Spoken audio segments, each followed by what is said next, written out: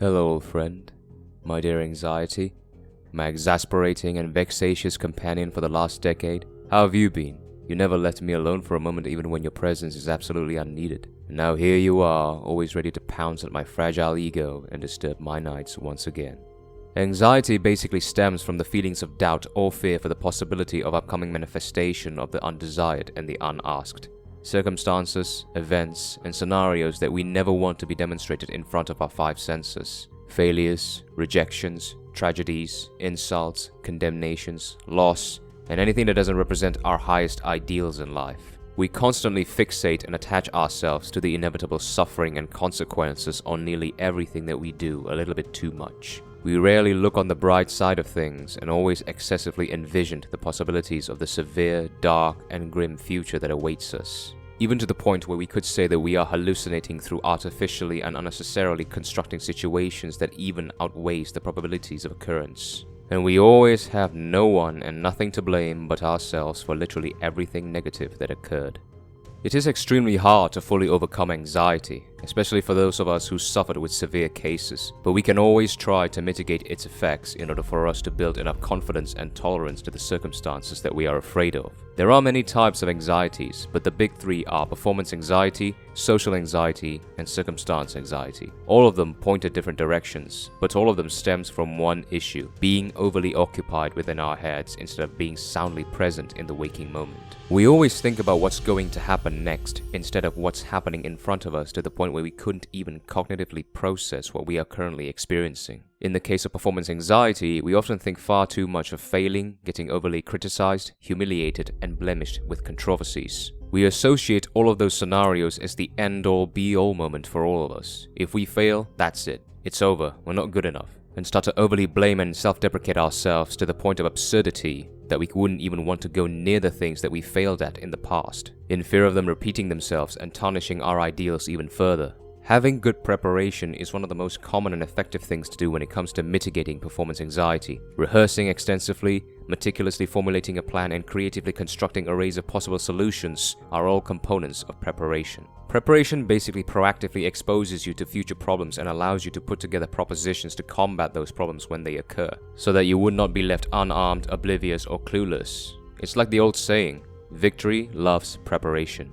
Now that's before you actually perform, but what about when you are performing? A lot of us can do well in the preparation stage but fell short when it comes to performing when it really matters. Such as a man can perform well in the gym, but when it comes to official competition and performing on stage, he fell short of what he could actually do during his preparation stage. Usually it's what they call in mainstream media as choking, which is the inability or inadequacy to perform on the spotlight. This is because our anxiety is no longer about the magnitude of the problem that is now in front of us. It is about how will the environment surrounding us react to our performance. What will they say about my performance? Will it be good enough? Will I get criticized? Will I please them? Are they expecting me to fail? All these questions arise in the critical moment where it matters and just overwhelms us to the point where we completely lost our focus on the task at hand. Now, I've never performed on a massive stage or in the spotlight before, but like most people, I have performed under official and supervised environments. And when those unnecessary questions pop up in my head, the most effective thing I could do is to do what I called material re-immersion. Basically, it involves basking yourself in the utmost details of the task at hand with all your five senses, almost to the point where you are in a state of temporary obsession with what you are doing in front of you, which left you so preoccupied that you left no further space in your mind for anything else to occupy it. Such as if you're a mechanic and you are under supervision for the evaluation of your performance, you need to immerse yourself in the utmost details on whatever it is that you are working on. Like if you are changing a tire, think of the function of each individual components, visualize and observe the process from start to finish, smell the lubricants and listen to the undoing of the wheel nuts or the torque gun. And if those didn't occupy your mind enough, you can go to the extreme and actually taste the rubber of the tire to sharpen you up even more. The next one is social anxiety, and this is probably what most of us are most afraid of. Being excessively judged, gossiped, and rejected in social settings is one very nasty experience, and just leaves an undeniably bitter taste in our mouths to completely fathom the outcome. Even just the thought of being casted out of any social settings is already a very daunting and disheartening experience because it makes us feel morbidly undesirable for being socially inept. That is why most of us wear a mask or a second skin when we meet people. And in the case for us with social anxiety, it has never been harder for us to just start talking to people and hold conversations in order to build meaningful connections with others, or possibly create the start of romantic relationships. Haunting questions like, what should I say? Do I look good? How should I start? What question should I ask her? What if I say this? What if I do this? What if she doesn't like me? How should I act so that I'll look proper? What if I start stuttering? All because of the fear of being rejected.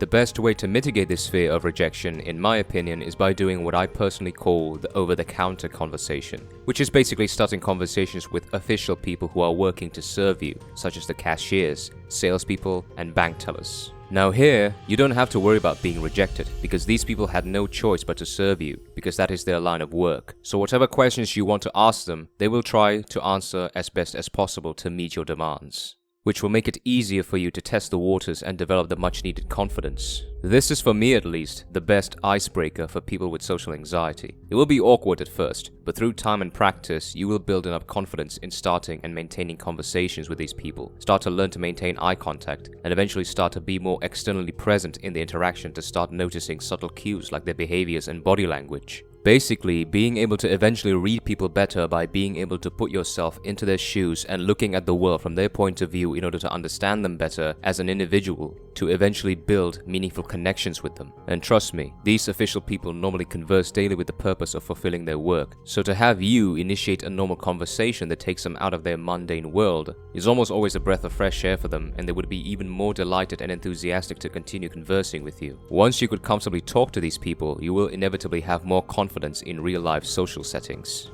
And finally, circumstance anxiety, the fear for future undesired and unfortunate events, and the manifestation of past undesired and unfortunate events in the future. This is probably the one that we have the least amount of control of, and also the one on which we tend to hallucinate and forge highly unlikely scenarios the most. The best way to mitigate this is to do negative visualization, on which I've done a full video on previously, which involves you physically and mentally preparing yourself through anticipating the worst circumstance that can happen, extensively visualizing them so that you already have a predetermined familiarity of their nature, so that you won't be too emotionally attached should they happen. If that is too much for you to handle, just remind yourself that you are not the almighty creator of this world, and that you don't have and will never have the power to know what exactly will happen in the future. Trying to control the uncontrollable is basically trying to tie a leash to the weather. No matter how much you want to prepare and anticipate for the future, we will never know exactly how it will turn out. Like, who would have anticipated that a worldwide pandemic would happen at the start of 2020?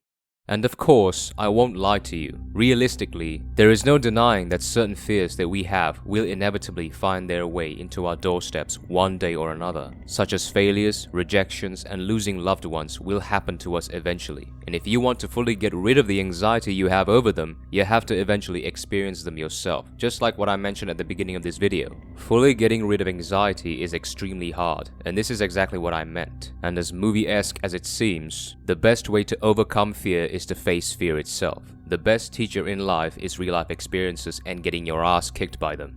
That is just the uncomfortable truth. If you want to overcome the fear of failure, fail a lot. If you want to overcome the fear of rejection, get rejected a lot. If you want to overcome the fear of getting criticized and judged, get criticized and judged a lot. The problem with us who is suffering from anxiety is that we reject these fears and always want to run away from them. But you can only run so far until you eventually have to face them one way or another. The worst thing you can think of being a person who suffers from anxiety is thinking that it is all over and that everything you do afterwards is futile, if what you doubt and fear manifested themselves into reality. It is just so far from the truth. It is never over until you decide it is over. And don't ever blame yourself for being incompetent, clueless, and unreliable in circumstances that you aren't familiar with at first. Only blame yourself if you decide to stop trying to be competent, aware, and reliable in them and drown yourself in your own patheticness instead. Thank you for watching.